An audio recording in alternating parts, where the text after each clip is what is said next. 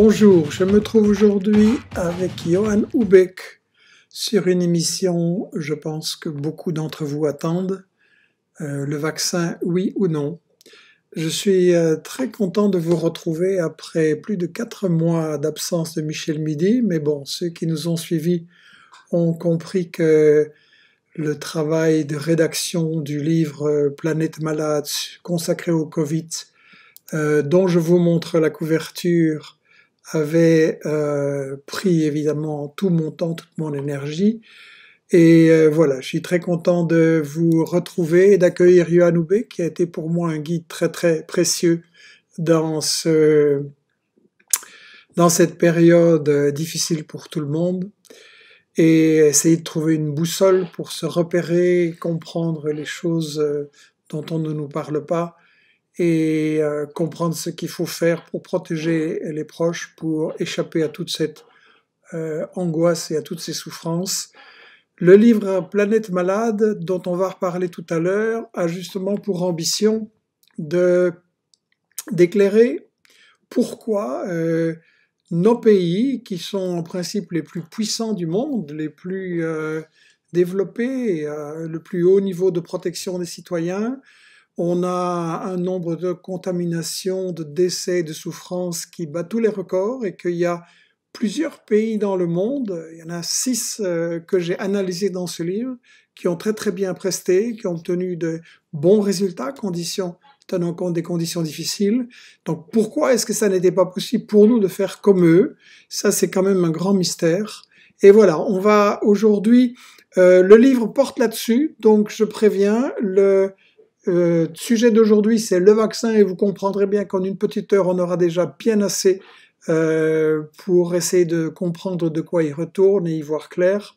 Donc les autres sujets seront abordés dans des webinars qui vont être organisés par Federica, qui est avec nous en ligne, des webinars qui vont expliquer les différents aspects du Covid, de la gestion, de tout ce que ça révèle sur les injustices et les inégalités dans notre société. Je pense que le virus est vraiment un miroir de ce qui ne va pas dans notre société. Donc, au-delà des souffrances, une bonne occasion aussi de repenser le système et de voir comment on peut mieux protéger nos enfants et la planète.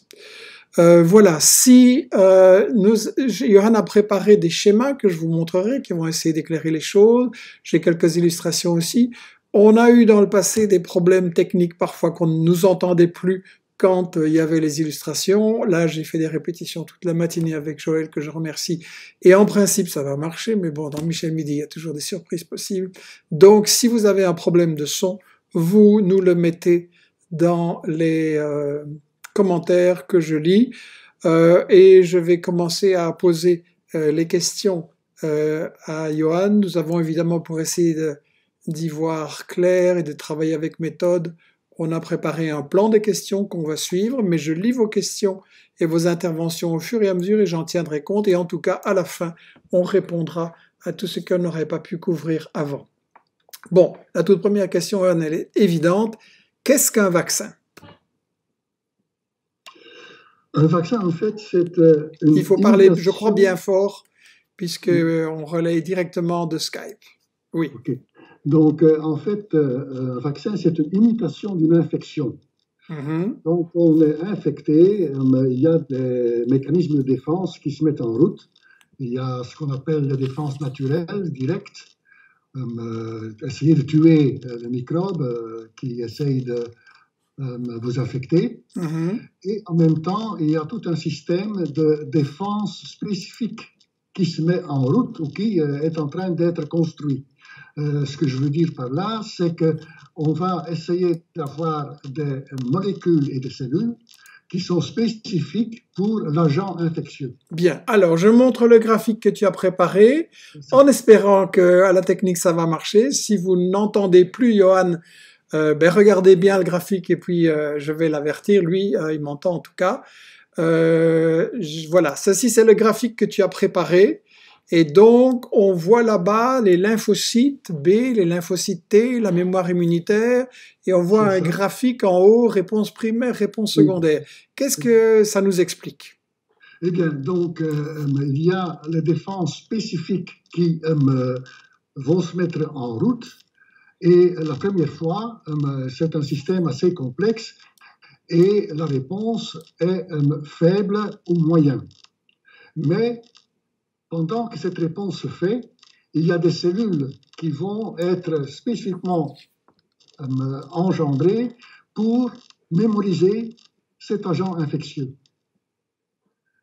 Et quand cet agent infectieux revient une seconde fois, le système va directement se mettre en route pour défendre l'organisme d'une manière beaucoup plus efficace que la première fois. Donc nos cellules ont un système qui leur permet de reconnaître quelque chose qui a causé des problèmes et de directement faire la police. C'est ça. Donc la seconde fois, elle va directement faire la police et donc l'infection sera très vite éliminée. Le vaccin fait la même chose. La seule différence, c'est qu'on ne va pas injecter un agent infectieux dangereux. Parce que là, on va engendrer une maladie et ce n'est pas le but du vaccin. Donc, ce qu'on va essayer, c'est d'utiliser des fragments ou des agents infectieux inactivés ou morts pour induire cette réponse spécifique. Et donc, je crois que c'est dans la seconde diapositive que... Oui, je passe maintenant à la deuxième diapositive où on voit le MARN, la sûreté, le besoin d'un adjuvant. Qu'est-ce que ça veut dire, ces termes? Donc, un adjuvant, ça sert à augmenter ce qu'on appelle l'immunogénicité. Quand on voit le graphique, on voit immunogénicité et... l'immunogénicité. Ça veut dire le fait que l'agent infectieux engendre une bonne réponse, une très large réponse ou bien très petite. Un agent infectieux vivant, normalement, induit une très bonne réponse. Les agents utilisés pour le... C'est-à-dire que quand on s'est fait infecter dans la vraie vie, comme les petits-enfants qui rencontrent tous les microbes possibles et c'est une bonne chose, là, dans les gènes, on a une défense solide. Et donc, tu nous dis que quand on est avec un vaccin, c'est moins fort? Non, parce que l'agent infectieux ne sait pas se multiplier. Voilà. Donc, il y a moins de matériel pour engendrer cette réponse. Et donc, il faut aider cette réponse, et c'est pour ça qu'on a besoin d'adjuvants. Bien. Antoine nous dit que le son est faible, donc on va demander de parler vraiment très fort. Donc, quand on n'a pas, tu nous dis que quand on n'a pas vraiment l'agent infectieux dans le corps, notre immunité provoquée est moins forte, et donc on a besoin de quelque chose qui va renforcer le fait que le vaccin crée la protection. Exactement, oui. Voilà. Et donc, ça s'appelle l'adjuvant. Suivant le type de vaccin, cet adjuvant sera nécessaire, oui ou non. Bien. Quand on a affaire à un agent infectieux mort ou inactivé, il faut de l'adjuvant. Voilà. Et c'est ce qui se passe par exemple avec le vaccin de la rougeole. On donne le microbe ou le virus de la rougeole inactivé, ajouté à classiquement l'ALEN qui va augmenter la réponse contre cet agent inactivé. Et de ce fait-là, on est protégé complètement de la rougeole pour un grand nombre d'années.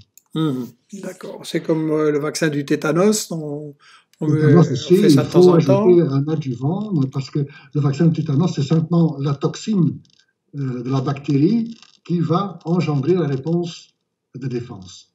Très bien. Alors, est-ce qu'il y a différents types de vaccins et est-ce que leur fonctionnement est différent? Je remets peut-être la fiche qu'on a vue. Dans le cas du Covid, on nous dit qu'il y a différents types de vaccins. Qu'est-ce que ça veut dire? Il y a en fait pour l'instant 3 types de vaccins. Le premier type qui fait le plus de bruit, c'est en fait utiliser un ARN messager. L'ARN messager, ça c'est l'intermédiaire entre le code génétique et l'expression du gène. C'est une protéine. D'accord? Oui. Donc, l'ARN messager, normalement, quand on l'injecte tel quel, il va induire une réponse contre l'ARN, parce que c'est un agent étranger. Ce n'est pas le but de ce vaccin-là. Ce n'est pas contre l'ARN, c'est contre la protéine qui va être exprimée par cet ARN qu'on essaie d'avoir une réponse. Donc, ces vaccins ont des ARN messagers trafiqués pour que la réponse immune contre cet ARN messager est le plus faible possible. Cet ARN messager s'est rentré dans les cellules et à ce moment-là, l'ARN messager sera traduit dans une protéine du virus qui sera exprimée par ses propres cellules. D'accord? Oui. Et donc, cette protéine va alors engendrer la réponse spécifique contre le virus. Ça, c'est le principe. Oui, ça c'est une sorte de vaccin dont on parle beaucoup maintenant. C'est celui qui est fait par Pfizer et par Moderna. Nous allons en parler bientôt. Et il y a d'autres types de vaccins avec une autre logique alors. Il y a une autre logique, c'est le code génétique qui code pour la protéine contre laquelle on veut s'immuniser est intégré dans un virus. Un virus qui est inoffensif. Et normalement, on prend l'adénovirus. Il y a des centaines de types d'adénovirus et chaque, disons, compagnie a son propre adénovirus. Oui, parce qu'il faut rappeler qu'en fait, nous vivons avec beaucoup de virus et qu'il ne faut pas considérer les virus comme quelque chose d'extérieur à nous, mais nous sommes plein de virus. En fait. Mais la plupart des virus sont totalement inoffensifs. Voilà. Donc là, on a ce virus inoffensif. On va y mettre le code génétique pour la protéine du virus infectieux, qui est dangereux. On va l'injecter.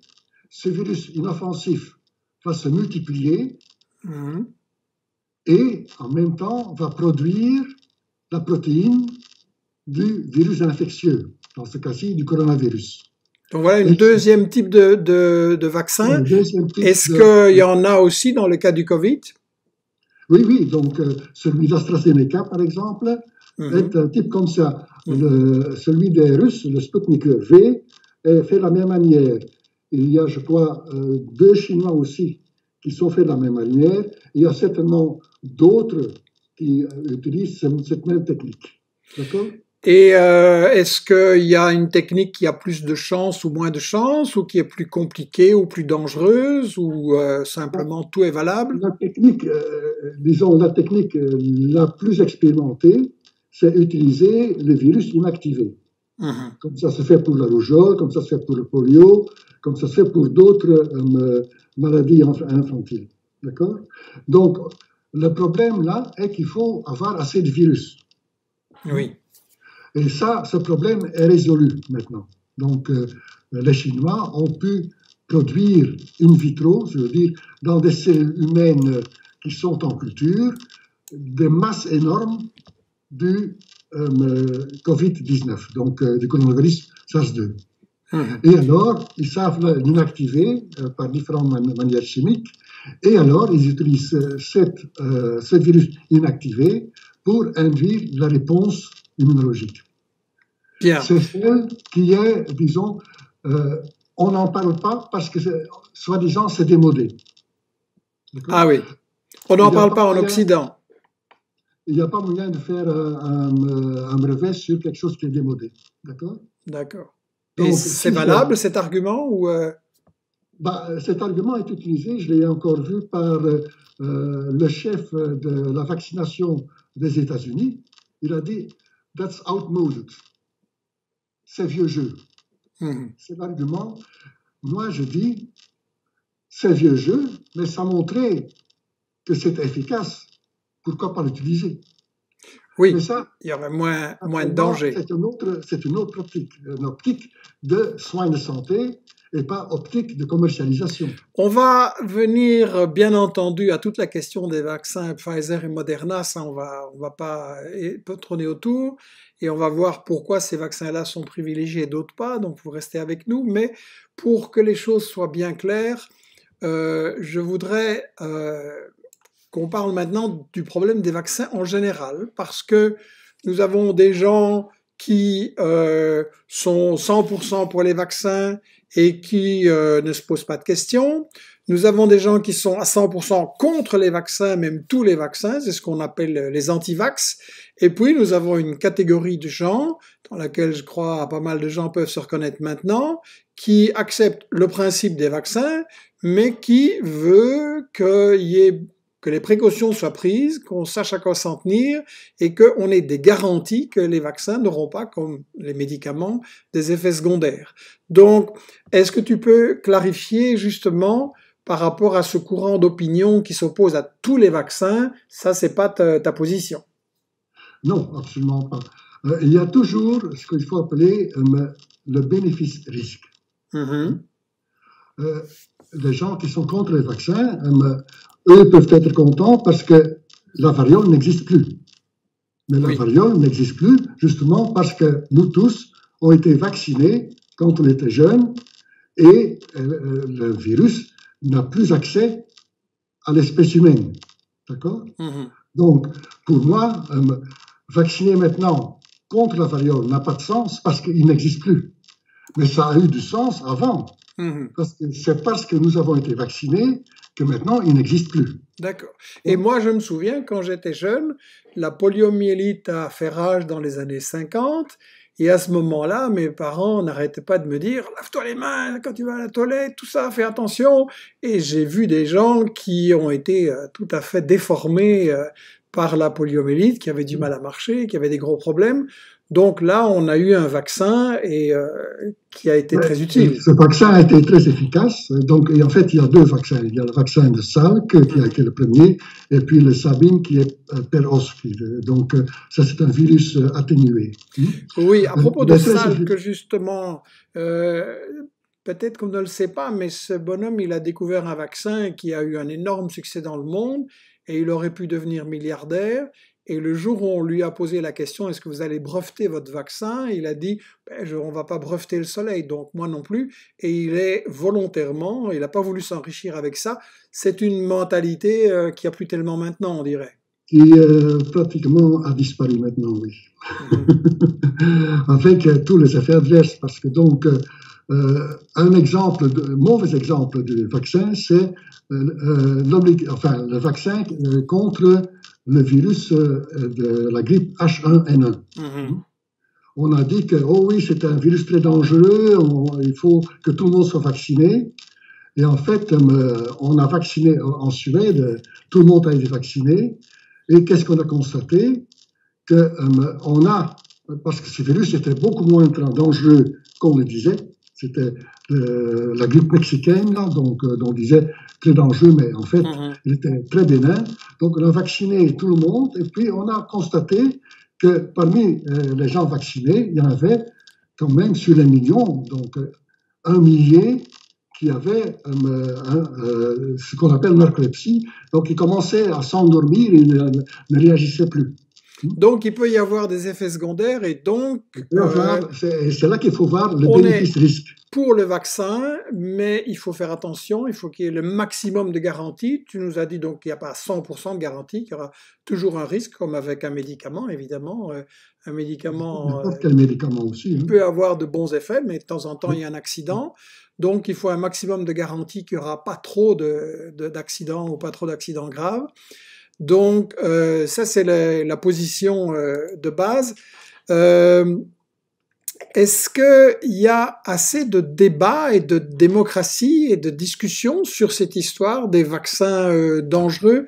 Il y a beaucoup de méfiance par rapport aux sociétés pharmaceutiques. Et d'ailleurs, dans le livre auquel tu as tellement collaboré, j'ai consacré un chapitre au Big Pharma. Et là-dedans, il y a des témoignages disant que le Big Pharma triche souvent pour faire passer des médicaments ou des vaccins en mettant de côté les expériences qui montrent qu'il y a des effets dangereux. On a même des cas de corruption de certaines revues médicales et scientifiques ou même des directeurs et des rédacteurs en chef de ces revues ont dit oui, il y a beaucoup de fausses, de fake news du Big Pharma. Donc, c'est vraiment inquiétant, c'est difficile à s'y retrouver. On comprend que les gens se posent beaucoup de questions et sont un peu méfiants. C'est le problème de sortir la santé publique de la compétition commerciale. Parce qu'en fait, toutes ces boîtes pharmaceutiques, ils n'ont qu'une idée en tête, c'est de faire de l'argent.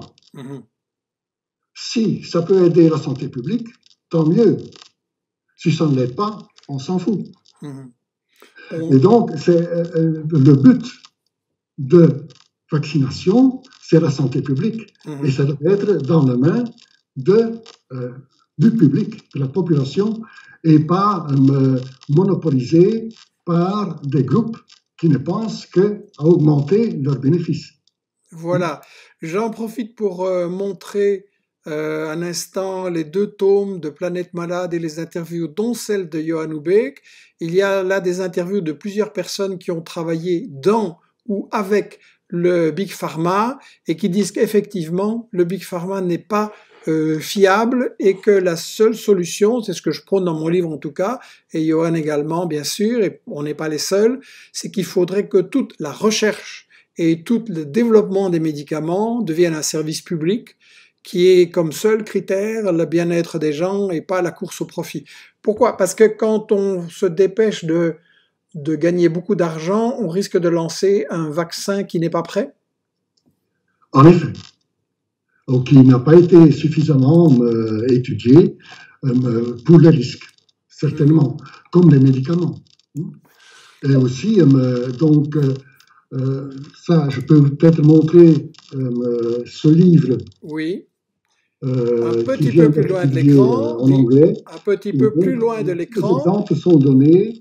The Illusion of Evidence-Based Medicine. On va traduire. Donc, c'est l'illusion de la médecine basée sur des preuves. D'accord. Parce que l'évidence est dans la main des journaux qui sont dans la main de la publicité. Dans le temps, il y avait les journaux médicaux comme The Lancet, comme New England Journal of Medicine, comme d'autres journaux qui étaient gérés par des sociétés médicales. Et donc, c'était sans but lucratif. Maintenant, tous ces journaux sont dans la main de Elsevier ou de Springer. Et eux, ils ne pensent qu'à avoir des bénéfices sur ces journaux, par la publicité ou bien par la publicité sur certains articles dans ces journaux. Et donc, on va privilégier dans les publications ceux qui sont sensationnels contre ceux qui essayent de répéter des manips qui ne marchent pas, etc., etc. Donc, le système est biaisé du fait que maintenant, la plupart des journaux sont de nouveau aussi dans la main des grandes sociétés d'édition comme Springer et comme Elsevier. Et donc, ça ne veut pas dire que tout ce qui est dans ces journaux est faux, loin de là. Mais il faut à chaque fois étudier, si on a une question particulière, étudier qui a publié, qui est responsable de la publication, regarder les tableaux, les figures, si ça correspond à ce qui est prétendu, etc., etc. Donc, c'est un travail d'analyse et on ne peut plus les prendre tel quel. Quand, par exemple, tous les journaux disent que Pfizer a un vaccin qui donne 80,6% de protection, c'est totalement faux. C'est faux, ça. C'est faux.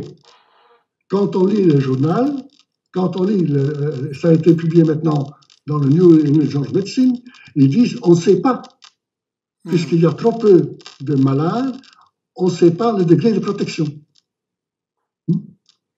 Donc, ça, c'est quand même très grave parce que l'ensemble des médias maintenant nous disent que le vaccin de Moderna, je trouvais ça un peu rigolo si ce n'était pas aussi tragique, c'est que Pfizer annonçait un vaccin fiable à 90%, puis le lendemain, Moderna venait avec 94%, l'autre 95%. ça donne une impression que c'est des annonces pour la bourse et que Ah oui, ça c'est n'est pour pas la bourse, parce que scientifique. entre 95% et 90%, il n'y a pas de différence, je veux dire, statistiquement. Ça peut être même 70% ou 70%. Ça peut aller de 70 à 95. Mais Voilà. ça c'est les journalistes et naturellement qui reçoivent les papiers des firmes pharmaceutiques, bah, ils prennent ça tel quel, ils ne regardent pas ce qui est exactement dedans. Ça, c'est un problème, hein. Et puis Et ça, aussi, c'est un problème, oui. on est un peu aussi en but aux intérêts commerciaux on n'arrête pas de parler des vaccins des États-Unis, puis en France et en Belgique, on dit oui, il y a le vaccin de Sanofi, etc. En Belgique, on a un siège important de GSK, donc eux sont aussi dans la On a course. aussi Janssen, Alors, Johnson Johnson, qui est ouais. en Belgique. Donc, Alors, on a un lui, peu l'impression chacun que, essaye de mettre, ouais. faire de la publicité pour son vaccin. On a un peu l'impression que c'est comme du foot, hein. Ici, en Belgique, tout le monde est pour les clubs belges dans les coupes d'Europe. En France, forcément pour les clubs français, et en Angleterre, les Anglais. Et on a malheureusement l'impression pour les multinationales pharmaceutiques, si l'information médiatique est en train de pousser un produit commercial en se fichant des critères scientifiques, ça c'est quand même pas Exactement, responsable. oui. Exactement. C'est dangereux. Et ça peut pousser justement les gens à se méfier de tous les vaccins et à les rejeter, ce qui serait une erreur. On a là, évidemment, sur la page Facebook, une série de personnes qui, d'office, je ne sais pas si vous écoutez bien ce qui est raconté, mais en tout cas, ils nous mettent toute une série de posts contre les vaccins ou ceci ou cela.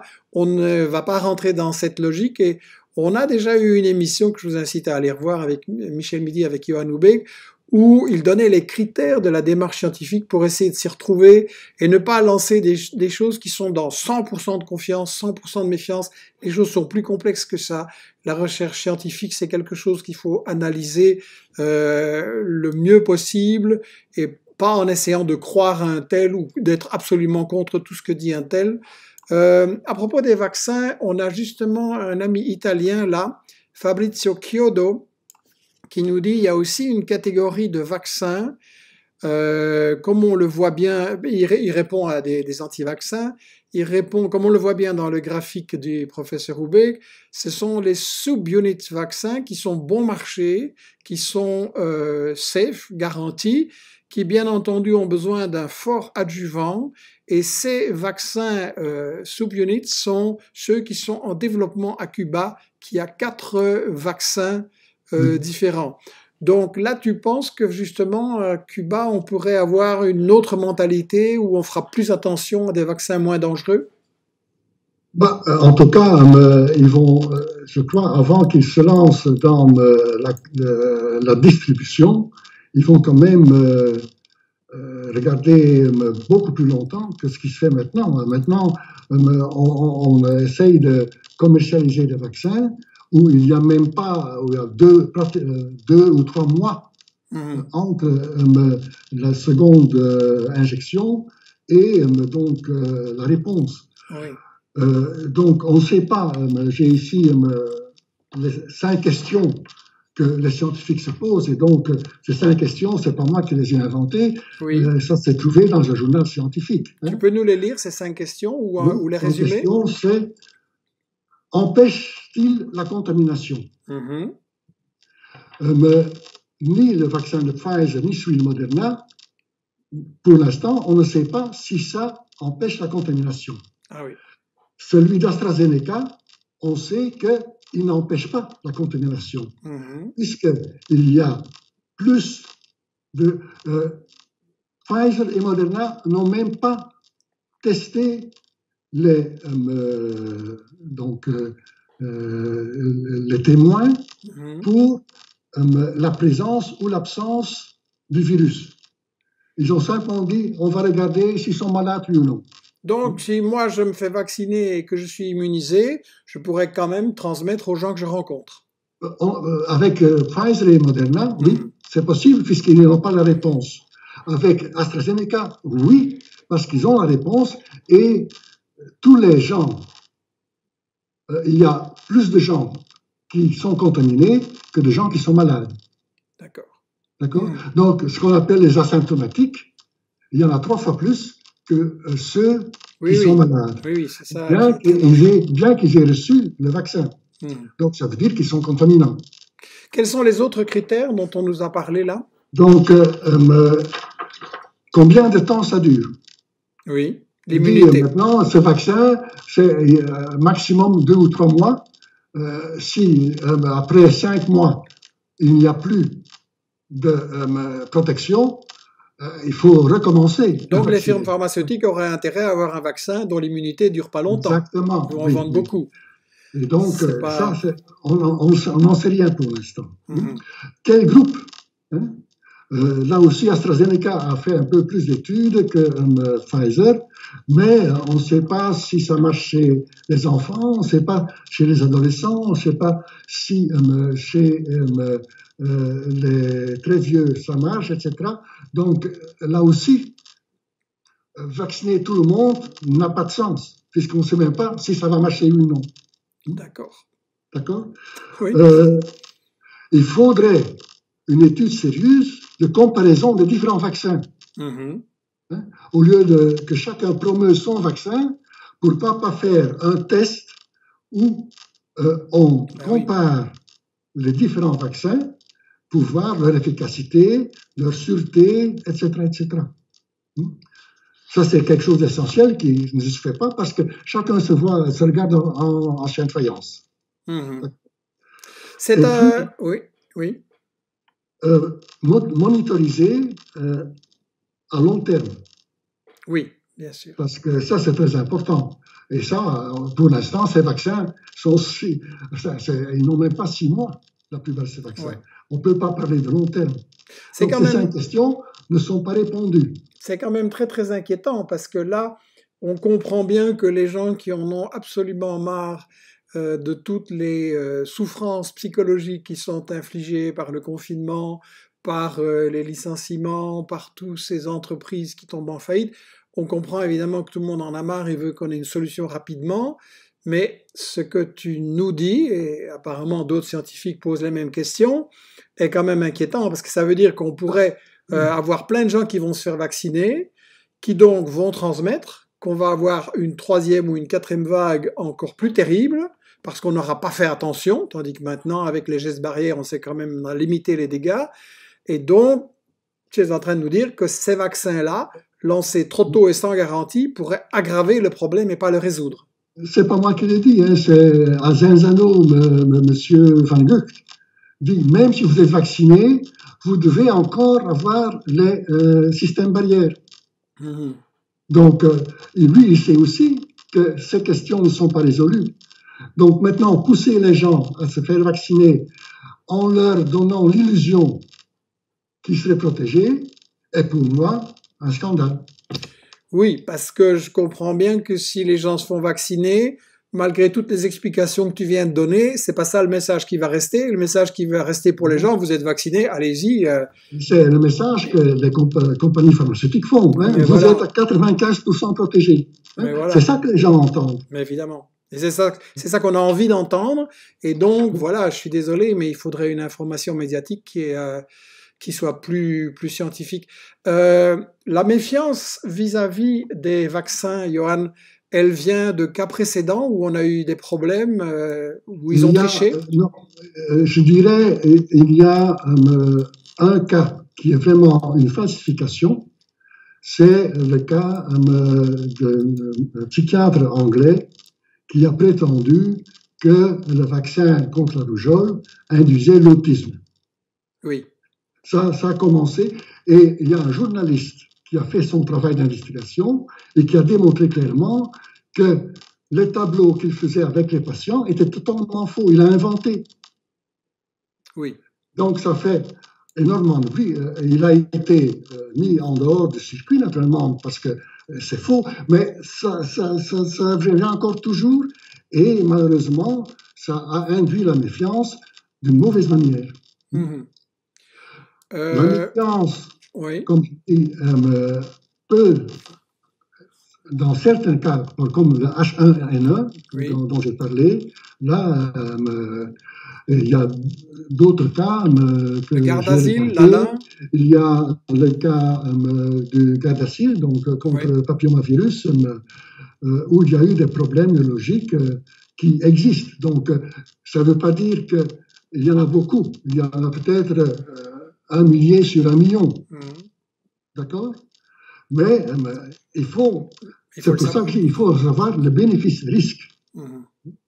Si vous pensez facilement être contaminé par le papillomavirus, moi je dirais, vaccinez-vous, quitte à prendre les réactions adverses comme une malchance, parce que c'est très rare. Hein? Oui. Si vous ne pensez pas que le papillomavirus vous est très sensible, alors ne vous vaccinez pas. Ça, il faut donner aux gens la possibilité de décider eux-mêmes sur leurs bénéfices, leurs risques. Ça, c'est important. Oui. Et une fois qu'on a ça, alors je crois que la méfiance disparaîtra, parce que chacun pourra se dire, ok, j'y vais ou j'y vais pas. D'accord? Les firmes pharmaceutiques ont fait beaucoup de tromperies sur des médicaments ou des vaccins. Dans le livre que je publie, on a toute une série de mentions sur Pfizer, sur Merck, sur GSK, avec beaucoup de problèmes. Tous les grands, Johnson Johnson vient d'avoir 6 milliards à payer aux États-Unis parce qu'ils avaient caché les effets adverses de leur Risperdal. Donc, c'est courant. Et c'est pour ça que ce livre que j'ai montré donne des exemples tout à fait concrets. Hein. Et ça continue. Bien, on va mettre l'ouverture, mais ça continue. Federica a mis sur la page Facebook la référence de ce livre. On va le donner, on va afficher. Alors, je rappelle à tout le monde que l'émission sera ce soir ou demain matin sur YouTube, avec un son meilleur si vous avez des problèmes de connexion ou de transmission ici, parce que c'est l'enregistrement de départ. Donc, vous allez pouvoir trouver ces renseignements. À propos des vaccins, on a donc besoin de se méfier, comme tu l'as dit. Il y a eu une intervention d'une personne, là, Mira, qui disait « Ne faut-il pas plusieurs années pour faire un vaccin pour avoir un recul ?» Là, en mars-avril, c'est ce qu'on nous disait. Vous savez, le vaccin, ça va prendre très longtemps. Et maintenant, il arrive quand même. Elle a raison, Mira? Ben non, elle a tout à fait raison. On ne peut pas introduire un vaccin qui n'a que 4 ou 5 mois d'existence. C'est pas possible. Le nombre de gens qui ont été vaccinés, qui est à peu près 20 000 pour Pfizer. Hein? Comme j'ai dit, 20 000, ça veut dire qu'il y a peut-être des réactions adverses qu'on ne va pas voir, comme avec la H1N1. S'il n'y a que quelques centaines sur 1 million, on ne va pas les voir. Donc, il faut un temps beaucoup plus long pour qu'on sache exactement où on en est et pour qu'on sache d'une manière concrète savoir quel est le bénéfice, quel est le risque. Quand tu Utiliser ce vaccin-là ou ces vaccins pour faire ce qu'on appelle l'immunité collective, pour moi, c'est entrer comme un somnambule dans quelque chose dont on ne sait pas où on va sortir. Les boîtes pharmaceutiques le savent, parce que s'il y a des problèmes, il y a une clausule qui dit que c'est l'État qui devra payer et pas eux. C'est-à-dire nous allons voir les sous de la recherche publique, déjà. Maintenant, AstraZeneca a reçu 300 millions du marché commun. 2 jours après qu'ils ont dû payer 60 millions parce qu'ils avaient utilisé un brevet, un abus de brevet. Donc, comment est-ce possible que l'organisation qui est la Commission européenne donne l'argent à quelqu'un dont on sait qu'il a triché? Mais c'est le système qui permet ça. Oui. Je signale que dans le livre Planète Malade, justement, j'ai plusieurs entretiens avec des gens qui ont travaillé à l'intérieur du système Big Pharma, qui ont aussi fait partie de commissions pour la fixation des prix des médicaments. Et donc là, vous avez énormément d'informations très concrètes sur les tricheries du Big Pharma. Et vous avez des gens, tous les gens qui connaissent ça de près et qui n'ont pas un intérêt financier personnel, vous disent il faut absolument un service public qui contrôle la recherche, parce que aussi on fait la recherche sur des choses qui rapportent beaucoup au Big Pharma, mais pas sur des maladies qui touchent que les pauvres et certainement pas dans les pays du Sud. On nous impose des prix beaucoup trop chers. Les Big Pharma travaillent à faire chacun le même médicament pour prendre tous une partie de ce marché, au lieu qu'il y a des maladies, sur lesquelles on n'a pas des médicaments parce que ça ne leur rapporte pas. Donc, c'est vraiment pas notre intérêt. Et en plus, tous disent, il faudrait absolument contrôler les études sur les effets secondaires des médicaments et des vaccins soient contrôlées par des indépendants et qu'on ne lance ça dans le public que quand on est vraiment sûr qu'il y a peu de risques. Zéro risque n'existe pas, évidemment, mais peu de risques et que c'est maîtrisé. Et que le risque soit quantifié, voilà. Que chacun peut décider, je le prends oui ou non. Voilà, voilà. Il y a cependant, mais on va être bref là-dessus, mais quand même il faut le signaler parce que sur Internet, et y compris là sur notre page Facebook il y a quelques minutes, il y a des gens qui disent que les vaccins sont utilisés par Bill Gates et d'autres, soit pour nous injecter des puces, on a parlé de nanoparticules pour nous permettre de nous tracer, ou qu'on veut diminuer la population mondiale, ou qu'on veut s'attaquer aux enfants en Afrique et les diminuer, etc. Là, j'aimerais quand même bien que tu nous dises un peu scientifiquement quelle attitude adopter sur ça. Il faut voir quel est le but de Bill Gates. C'est comme tous les grands CEO, c'est faire de l'argent. Oui. Est-ce qu'il va faire de l'argent en tuant le peuple du Sud? Non. Non. Il ne va pas faire de l'argent. Non. Ce qu'il fait, c'est utiliser, par exemple, l'économie, la microéconomie, pour obliger ou pour induire tous ces gens à acheter un smartphone pour qu'ils puissent alors rentrer dans le grand marché. Et donc, ce qui se passe, c'est qu'avant, les gens avaient des échanges entre les légumiers, ceux qui faisaient des grains, etc. Donc, il y avait des marchés locaux dans lesquels chacun essayait de sortir ce qu'il lui fallait. Maintenant, ces marchés locaux doivent être supprimés parce que maintenant, ces marchés locaux, c'est pour vendre du Pepsi-Cola, c'est pour vendre du Coca-Cola, c'est pour vendre du Nestlé, etc.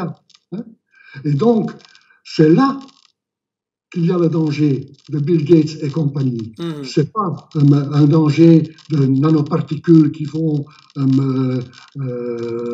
disons, détecter chacun et ce que chacun fait. C'est des fantasmes. Non, ils n'ont pas besoin de ça.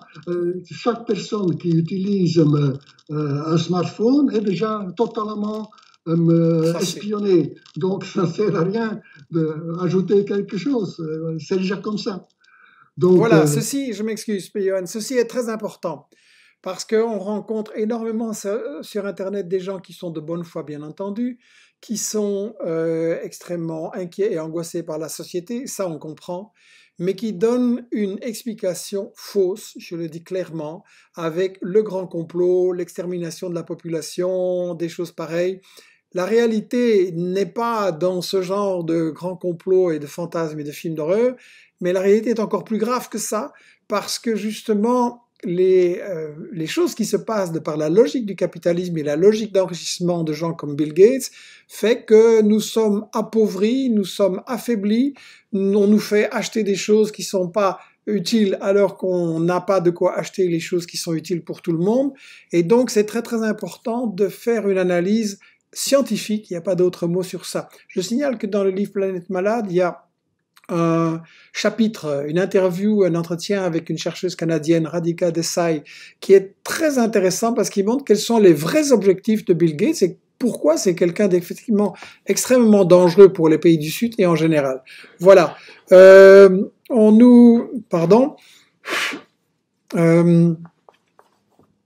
va passer à la question suivante. Voilà, il est sorti.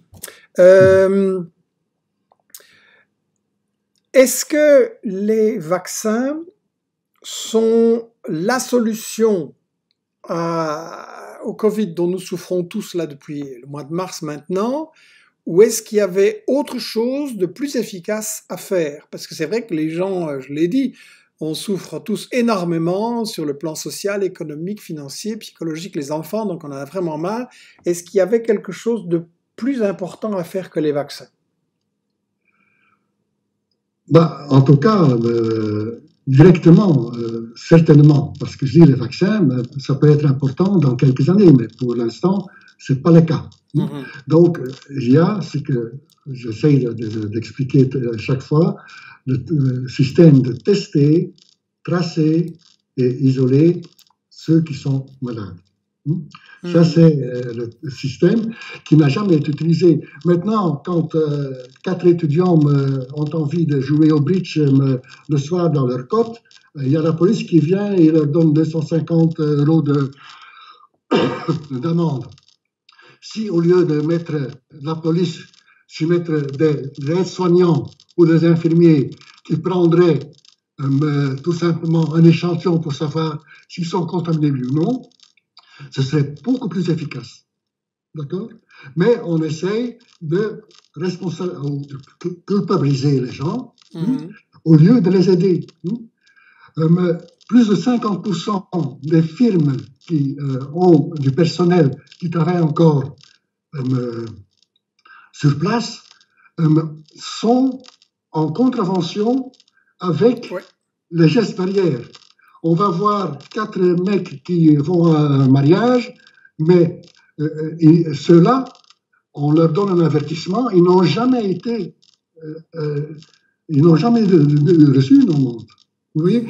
Donc, il y a 2 poids, 2 mesures. Et chaque fois, c'est l'économie qui doit prédominer, sans se rendre compte que s'il n'y a pas de gens, il n'y a pas d'économie.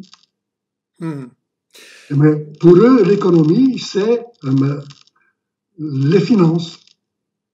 L'économie réelle, ils ne connaissent pas. Alors on a, parce que il y a quelqu'un qui a dit que le remdesivir de Gilead est efficace contre le Covid.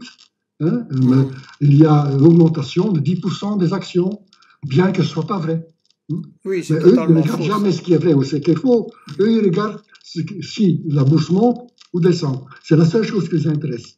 Et donc, on a une dissociation complète entre la bourse et la réalité économique. Aux États-Unis, c'est tout à fait clair. La bourse n'a jamais été si haut que maintenant. Et qu'est-ce qu'on voit? Il y a des millions de chômeurs. Il y a des gens qu'on met à la porte de leur maison, ils ne savent plus payer. Il y a 300 000 morts. Donc, il y a une catastrophe économique et sociale qui se fait aux États-Unis maintenant, pendant que la bourse est au plus haut que jamais. Donc, c'est là, ces dissociations-là, qui est en fait, dont l'origine est le système capitaliste. Voilà, mais je crois que là, on est venu au cœur du problème. Nous avons reçu beaucoup d'interventions et beaucoup de questions sur lesquelles on ne va pas pouvoir maintenant répondre parce que l'heure est déjà avancée. On a José Manuel qui demande quel documentaire et quel livre, à part celui de Michel, bien entendu, petite touche d'humour, notre invité conseille-t-il pour être mieux informé sur les vaccins et le Covid? Est-ce qu'il y a des livres et des documentaires? Sur le vaccin et le Covid, pas encore, puisque c'est trop récent. Oui. Pour l'instant, il faut lire les journaux scientifiques et ce qui en sort, et essayer d'analyser ce qui se trouve dans ces publications. J'espère que ça viendra l'année prochaine. Sur les vaccins en général, je ne connais pas tellement de livres là-dessus. Il y a des livres donc anti-vaccins oui. Qui, selon moi, sont en partie corrects, en partie incorrects. Donc là aussi, il faut voir ce qui est important, ce qui est pas important et ce qui est faux. J'ai dit, quand on parle encore de l'autisme et de la rougeole, on sait que c'est absolument faux. Absolument. Oui. Oui. Donc, chaque fois que ça revient, il faut faire attention. Mais pourquoi est-ce qu'il répète ça? Vous voyez? Et donc, quand il y a un livre sur un vaccin où on parle de cela, on dit, mais cela, c'est un vrai faux parce que, etc., etc., alors là, on peut avoir confiance dans ce livre. Si on prend cet exemple comme disant, il faut être contre tous les vaccins, eh bien, ce livre ment. Ouais. Mira demande, a-t-on vraiment besoin de vaccins pour ce virus qui tue un très faible pourcentage? C'est la bonne question. Moi, personnellement, je crois qu'il y a certaines parties de la population qui doivent être protégées. Parce que la mortalité, c'est surtout chez les vieillards, c'est les gens âgés. Et les soignants également, puisque c'est un virus très contagieux, bien qu'il y a très peu de mortalité, il y a beaucoup de morbidité. Ça veut dire que les gens sont vraiment malades. Je viens d'avoir un email d'un copain à moi qui est chimiste, qui a attrapé le Covid quand il a fait du ski au Mont-Cervin. Je peux le garantir qu'il était très très malade. Donc les soignants doivent être protégés. Oui, et puis moi j'entends des gens dans la quarantaine et dans la cinquantaine qui sont pas morts, mais qui sont quand même très handicapés et on ne sait pas encore s'ils vont récupérer. Donc la position, pas du tout de vaccin, non, mais plutôt un vaccin ciblé. Ciblé, oui. Voilà. Et certainement pas penser à me faire de la vaccination ou l'immunité collective de cette façon-là. Voilà. Ça c'est faux. D'accord. L'immunité collective, c'est aussi un concept qui a été fort appliqué en Grande-Bretagne et aux États-Unis. Oui, mais donc on a vu les résultats catastrophiques. En plus, de nouveau, on dit il faut 70% des gens qui soient immunisés. Ce 70%, d'où est-ce que ça sort, on ne le sait pas. Je veux dire, c'est à partir d'autres maladies, c'est à partir, etc., etc. Donc, de certains modèles, dont certains sont bons, certains sont mauvais. Donc, donner un chiffre comme ça, si on vaccine 70% de la population, tout sera sauvé, c'est vraiment un mensonge publicitaire. Je ne peux pas dire autrement. Ouais. Alors, deux interventions qu'on va prendre et auxquelles je vais te transmettre les questions. Bernard demande, Johan Ubeek a-t-il de loin ou de près de quelconques intérêts avec les industries pharmaceutiques? Non. La seule chose, attends, oui. Je suis consultant scientifique d'une petite boîte à Strasbourg. Mais c'est gratuit. J'en reçois 0 francs, 0 centimes pour cette consultation scientifique. C'est un ancien étudiant à moi qui a fait une boîte et il me demande des conseils. Et je les lui donne volontairement et gratuitement. C'est tout. On peut signaler que tu sais de quoi tu parles parce que tu as travaillé pour une grande firme pharmaceutique en Belgique, des filiales de Johnson & Johnson, mais ils t'ont mis à la porte. Oui. Voilà, donc c'est peut-être un bon certificat dans ce cas-là, effectivement.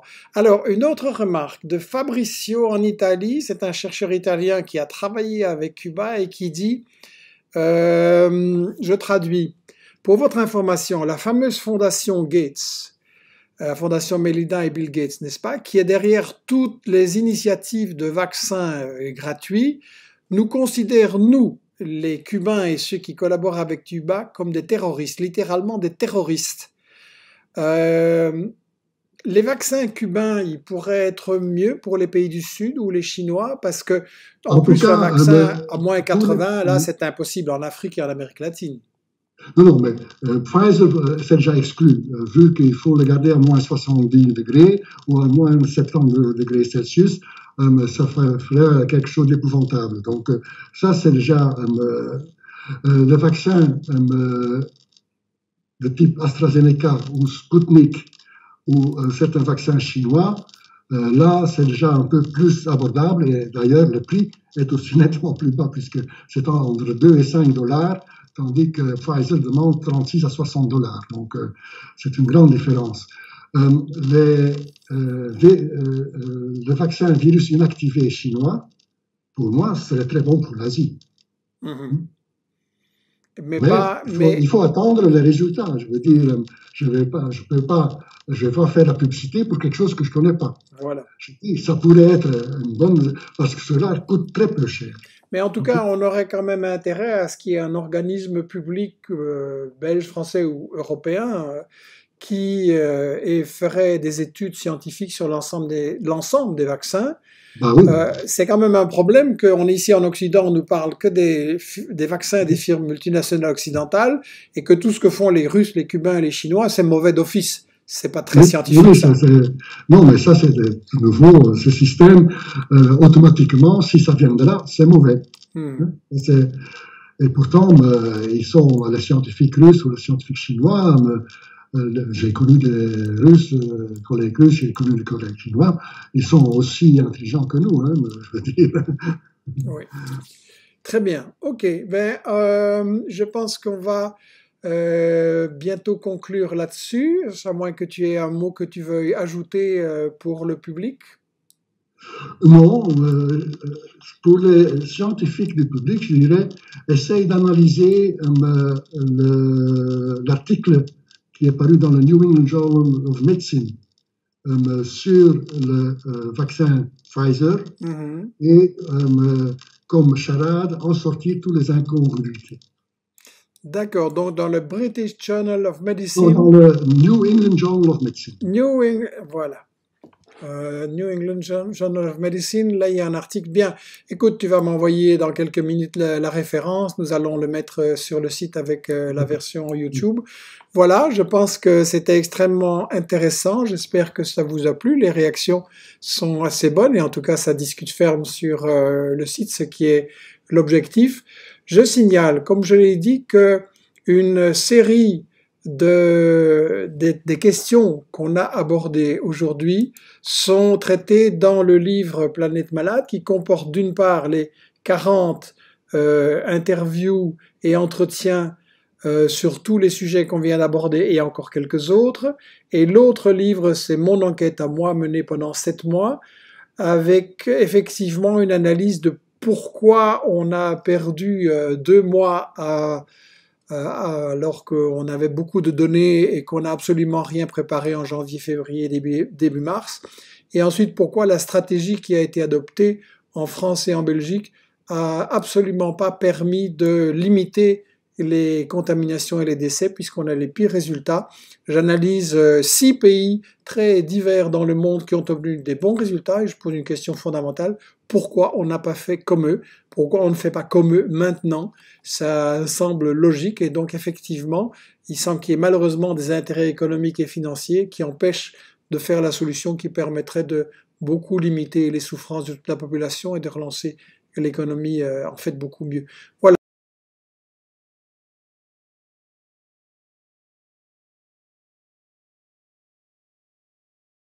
De sujets à traiter et donc avec Federica on est en train de mettre sur pied des webinars.